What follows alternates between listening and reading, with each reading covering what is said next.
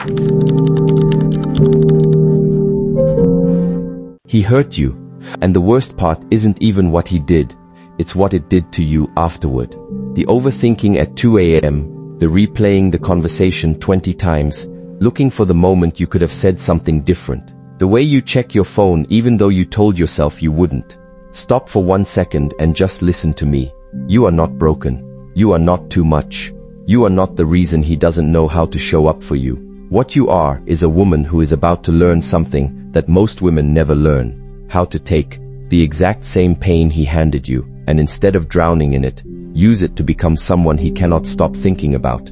This is not a video about revenge. I want to say that clearly, right at the start, because some of you are going to hear confuse him and think this is about games. It's not. This is about something much bigger than him. This is about you finally putting yourself back in the driver's seat of your own emotional life. Here's the truth nobody tells you. When a man hurts you, whether it's ignoring you, pulling away, saying something careless, or disappearing for days, your instinct is to chase clarity. You want to understand. You want to fix it. You want to explain your feelings so clearly that he finally gets it. And every single time you do that, you hand him something priceless. You hand him your certainty. You hand him the map to your heart, fully labeled, with a note that says, here is exactly how to keep hurting me and still keep me around. That ends today. What I'm about to walk you through isn't manipulation. It's the opposite of manipulation. Actually, it's the removal of manipulation from your side of the relationship. Because right now, without realizing it, you are the only predictable variable in this dynamic. He can be inconsistent, distant, careless, and you remain reachable, explainable, available. That imbalance is what's hurting you. Not him, specifically. The imbalance. So this video is going to teach you how to become someone he has to think about. Not through tricks, not through petty games, through something much more powerful, emotional self-command. Because the moment you stop being predictable, not out of spite, but out of self-respect, everything shifts. Not because you're trying to control him, but because you've stopped giving away control of yourself. Stay until the end, because by the time this video is over, you're going to understand exactly what to do the next time he hurts you, and more importantly, who you're going to be while you do it. When he hurts you, what not to do. Let's talk about the mistakes. Because before I teach you what works, you need to understand what doesn't, and why you keep doing it anyway. Mistake number 1, over-explaining. When you're hurt, your nervous system wants relief immediately, and the fastest feeling way to get relief is to talk it out. To explain, in detail, exactly what he did and exactly how it made you feel. You send the long text. You rehearse the speech in the shower. You want him to understand the depth of what he's done so he can finally get it. Here's the problem. Understanding and change are not the same thing. A man can understand exactly how much he hurt you and still do it again next week. Explaining your pain to someone who hasn't yet decided to value you doesn't create change. It creates a script he now knows works. He learns, if I disappear, she'll explain her feelings beautifully and then still be here. Mistake number 2, reacting instantly. The moment it happens, the short reply, the missed call, the careless comment, your body wants to respond right then, immediately, because uncertainty is unbearable and you want resolution now. But instant reaction is where you lose your power fastest, because it's driven by panic, not by choice. Mistake number 3, begging for reassurance. Are we okay? Did I do something? Are you upset with me? Every one of these questions, when asked from a place of anxiety rather than calm curiosity, tells him something you don't want him to know, that his mood controls your peace. That's not a flaw in you, it's just information you're accidentally handing over. And information, once given, can't be taken back. Mistake number 4, punishing him loudly. Slamming doors, public arguments, long paragraphs about how he's just like every other man. I understand the anger. It's valid, it's real, and you're allowed to feel it. But loud punishment isn't power. It's the release valve for pain, and it usually gives him exactly what he wants. Proof that he still has an effect on you, that he's still the main character in your emotional story. Mistake number 5, and this is the big one, staying available while he's distant. This is the quiet killer. You don't yell, you don't beg, you just stay reachable. Same response time, same warmth, same effort. While he pulls back, disappears, gets cold, you remain constant, hoping your steadiness will eventually inspire his. It rarely does. Constancy in the face of inconsistency doesn't inspire commitment. It removes the need for it. Now, I want you to notice something about all 5 of these mistakes.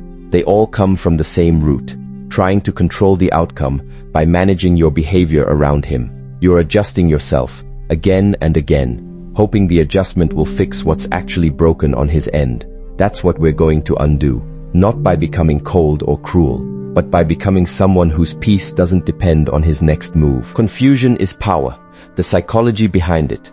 Now let's get into why confusion, real, healthy, self-respecting unpredictability, actually works.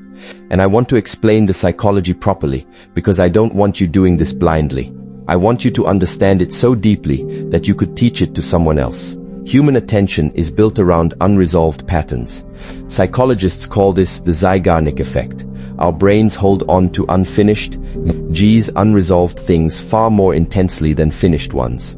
A song that fades out mid-note stays in your head longer than one that resolves cleanly. A conversation that ends abruptly replays in your mind more than one that wrapped up nicely. When you are fully readable, when your feelings, your reactions, your forgiveness are all instant and obvious, you close the loop for him immediately. He hurts you. You react, you explain, you forgive. Loop closed. His brain has nothing left to chew on. There's no open file. But when you respond with calm, with thoughtfulness, with a pace that is entirely your own, you leave the loop open. Not because you're playing games, but because you are actually taking time to process how you genuinely feel before you respond. And that authentic pause, that real self-possession, is what creates what looks like confusion from the outside. It's not confusion you're manufacturing. It's clarity you're protecting. Here's the second piece. Predictability kills desire. And this is true in every relationship dynamic, not just with men who've hurt you. Desire is fundamentally about a small amount of distance, enough space for someone to reach across. When you are always available, always first to reach out, always quick to smooth things over, you remove that distance entirely. There is nothing to reach for because you're already there. This is not about being fake or cold. This is about restoring a very natural rhythm, advance and retreat, that healthy dynamics are built on. Right now, you might be doing all the advancing, all the initiating, all the repairing, and he's doing all the retreating. When you stop rushing to close the gap yourself, you're not manipulating him, you're simply stepping back into balance. The third piece, and honestly the most important one, your calm becomes a mirror. When a man hurts you and you respond with visible devastation, he sees his power. When you respond with quiet self-possession, not ice, not cruelty, just groundedness, he sees something else entirely, that his actions did not get to define your state. And there is nothing more unsettling to someone who is used to having emotional impact than realizing they no longer do. I want to be very clear about something. This isn't about becoming numb. It's not about suppressing your feelings so you can perform indifference. Suppression always leaks out eventually, usually at the worst moment. What we're building instead is real internal regulation, actually processing what you feel, on your own time, with your own support system, so that what you show the world is not a mask, but simply the truth. You are handling this, and you will be fine. That's not confusion as a manipulation tactic. That's confusion as a byproduct of someone who has stopped performing her pain for an audience. Silence, detachment, and high-value energy. Let's talk about silence, because I know this is the part that scares people the most. Silence feels, to a hurt woman, like abandonment of the relationship. It feels like giving up. I need you to reframe that completely. Silence is not the absence of communication. Silence is communication. It says, I am not going to perform urgency I don't actually feel. It says, I am taking care of myself right now instead of managing you. It says, my next move will come from clarity, not panic. Here's how to actually use it. When he hurts you, say he cancels plans last minute for the third time, or he goes cold after a great weekend together, resist the urge to respond within the hour. Not because you're punishing him, because you genuinely need the time to know what you actually think, separate from the adrenaline of the moment. Give yourself real space, a few hours, a day, sometimes longer, depending on what happened. During that space, do not narrate your silence to him. Don't send "I need space right now" as a way of still getting a response. That's just a slower version of chasing. True silence doesn't announce itself. It simply happens, because you're living your life instead of managing his awareness of your feelings. Now let's talk about detachment, because this word gets misunderstood constantly. Detachment does not mean you stop caring. It means you stop being emotionally tethered to his next move as the determining factor of your day. Detached does not mean cold. Detached means, my mood is generated from inside my own life, my goals, my friendships, my work, my growth, not from whether he texts back in 10 minutes or 3 hours. This is where high-value energy actually comes from, and I want to demystify that phrase because it gets thrown around a lot without explanation. High-value energy isn't about heels and confidence quotes and pretending you don't care. It's the visible result of a woman whose sense of worth isn't up for negotiation in any given conversation. It's the calm that comes from knowing, I would rather be alone in my peace than anxious in your presence. Practically, here's what that looks like day to day. You keep your routines, the gym, the friends, the work you're building, the hobbies that are yours alone. You don't cancel your life to be available for a maybe. You respond to him when you're ready, not when your anxiety demands it. You let your face, your voice, your energy stay level regardless of what he brings to the table that day. And here's the part that surprises people. This isn't a performance you're putting on for him. It's a life you're actually building for yourself. The byproduct, the fact that it makes him more intrigued, more invested, more unsettled by your calm, is real, but it is a byproduct. If you chase the byproduct without doing the actual internal work, it collapses the first time he tests it. If you do the internal work, the byproduct takes care of itself. How to mirror his actions without losing yourself. Now, let's talk about mirroring, because this is the part people take too far in either direction. Some women here mirror his energy and think it means copying his coldness with cruelty of their own. That's not it, and it will backfire, because cruelty born of hurt reads exactly as what it is. Reactive pain, not calm strength. Real mirroring is matching his effort level, not his emotional tone. If he texts once a day, you don't need to text 5 times a day hoping for more connection. You match the pace. If he's vague about plans, you stop overcommitting your calendar around a maybe. If he goes quiet for 2 days, you don't send 3 follow-up messages. You simply continue your life at the same rhythm he's set, without resentment, without punishment, just matching. This matters because overgiving in response to undergiving is one of the fastest ways to lose yourself completely. You start shape-shifting, becoming more available, more forgiving, more accommodating, trying to compensate for what he's not bringing, and slowly, without noticing, you disappear into the relationship. Mirroring effort is how you stop that disappearing act. You simply meet him where he actually is, instead of where you wish he were. Here's the piece that keeps you from losing yourself in this process. Mirror his effort, but never his disrespect. If he's cold, you're measured, not warm and chasing, but not cruel either. If he's careless with your feelings, you don't become careless with his. You simply become clear about your own boundaries. I'm not comfortable with plans changing last minute without a heads up is not confusion. It's a boundary, stated once calmly, and then backed up by your actions, rather than repeated as a plea. This is the difference between mirroring as strategy and mirroring as self-abandonment in mirroring as self. Strategy protects your identity while adjusting your availability. Self-abandonment dresses up as strategy, but is really just you contorting yourself into the ever shape keeps him around. Ask yourself constantly, am I doing this because it protects my peace, or because I'm hoping it will finally make him choose me? If it's the second one, pause. That's not mirroring. That's still chasing, just wearing a calmer outfit. Emotional control, your greatest weapon. Let's go deeper into what actually makes all of this possible, because none of it works if you're faking calm on the outside while falling apart on the inside. That gap always shows. People can feel performed calm from a mile away. It has a brittleness to it, a slight delay, a look in the eyes that doesn't match the words. Real emotional control starts with actually feeling what you feel, privately, fully, without an audience. Cry if you need to cry. Journal it out. Call the friend who lets you be a mess for 20 minutes without trying to fix it. Move your body. Walk, run, dance. Whatever gets the stress hormones out of your system physically, because emotions are not just thoughts, they're physical events. And they need a physical release, not just mental analysis. The goal is never to arrive in front of him having suppressed the feeling. The goal is to arrive having processed it, so that what he sees is not a mask, but the truth on the other side of the storm. That's an enormous difference, and it's the difference between performance and genuine regulation. Here is a simple practice. Before you respond to anything that hurt you, ask yourself 3 questions. First, what do I actually feel underneath the anger? Usually it's something softer: disappointment, fear of not being chosen, fear of being unimportant. Second, what do I actually want the outcome to be? Not revenge, not proving a point. What do you actually want long term? Third, what response, if I take it, will I still respect myself for tomorrow, and next month, and next year? That third question is the one that changes everything.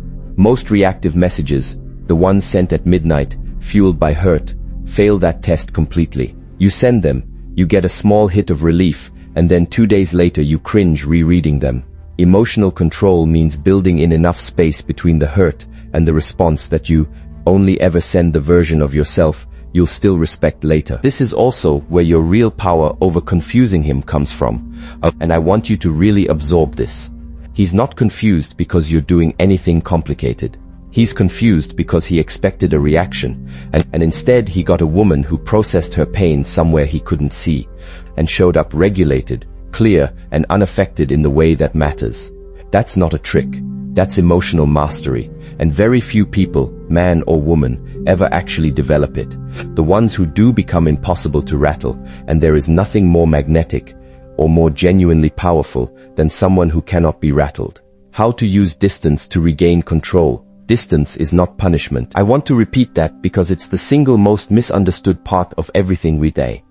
Distance is not something you do to him. It's something you do for you. Here's what real distance looks like. It's not disappearing dramatically to teach him a lesson. That's still a move made for his benefit. Still secretly hoping he'll notice and come running. That's manipulation dressed up as self-respect. And on some level, you'll know the difference. And so will he eventually. Real distance looks like quietly redirecting your energy back into your own life, because that's genuinely where it belongs. It means the hours you used to spend replaying his last message get spent instead on something that's actually yours. A project, a friendship, a goal, your own healing. It means when he does reach out, you're not sitting by the phone having done nothing else with your time. You're midlife, busy living, genuinely, not performatively. This distance does several things simultaneously. It gives your nervous system actual time to settle instead of staying in a constant state of high alert, waiting for his next move. It removes the audience from his behavior, and inconsistent behavior, without an audience reacting to it, often either escalates into obvious disrespect that makes your decision easy, or it prompts genuine reflection on his part, because the absence of your reaction removes the safety net he didn't know he was relying on. And here's the part that matters most. Distance clarifies. When you stop being in constant contact, constant reassurance seeking, constant analysis of his behavior, you get to see the relationship clearly, without the fog of daily emotional whiplash. You start noticing patterns you couldn't see while you were in the middle of them. You start remembering what your peace actually feels like, and once you remember that, it becomes very, very hard to go back to accepting less than it. Practically, when he hurts you, create distance not as a countdown to when you'll reach back out, but as genuine time to reconnect with your own life. Don't check if he's read the message 40 times. Don't stalk his online activity. Redirect that energy, physically, into something that has nothing to do with him. The distance isn't the strategy. Your life, fully lived, is the strategy. The distance is just what makes room for it. Let him wander forever here is the deepest truth in this entire video, and I want you to really let it land. The goal was never actually to confuse him. That was always just the visible symptom of something much bigger happening underneath. A counter woman remembering that her worth isn't up for renegotiation every time someone treats her carelessly. When you stop over-explaining, when you stop reacting instantly, when you stop begging for reassurance, when you stop staying available while someone else stays distant. What you're actually doing is coming home to yourself. The confusion he feels is simply what it looks like from the outside when a woman stops shrinking. Let him wonder. Let him wonder why you're not chasing anymore. Let him wonder what changed. Let him wonder if he moved too slowly, said too little, took too much for granted. You don't owe him the answer, and honestly, the answer was never really about him at all. It was about you deciding, finally, that your peace is not negotiable currency in exchange for someone else's inconsistency. And here's what I want you to remember on the hard nights, because there will be hard nights, the nights where you want to break the silence. Send the message, explain yourself one more time. Remember that every time in the past you did that, it didn't fix the pattern. It only postponed the moment you'd have to face it. This time, you're not postponing. You're actually healing. You are not cold. You are not playing games. You are simply a woman who has decided that she will not perform urgency for someone who has not earned her certainty. That's not manipulation. That is, quite simply, self-respect with better boundaries. Take back your crown. If this reached you today, I want you to do one thing before you close this video. Not for me, for you. Write down, right now, one small way you've been available when you should have been protecting your peace. One habit you're going to change starting today. Not out of bitterness, out of love for yourself. You didn't come this far to keep shrinking for someone who hasn't figured out how to show up for you. You came this far to remember who you were before the overthinking, before the anxious texts, before you started measuring your worth by his response time. That woman, calm, whole, unshaken, is still in there. She didn't go anywhere. She's just been waiting for you to stop performing and start protecting her. Take back your crown, not by becoming someone new, by becoming, finally, fully, undeniably yourself again. If this spoke to you, stay close. There's more where this came from, and next time, we go even deeper.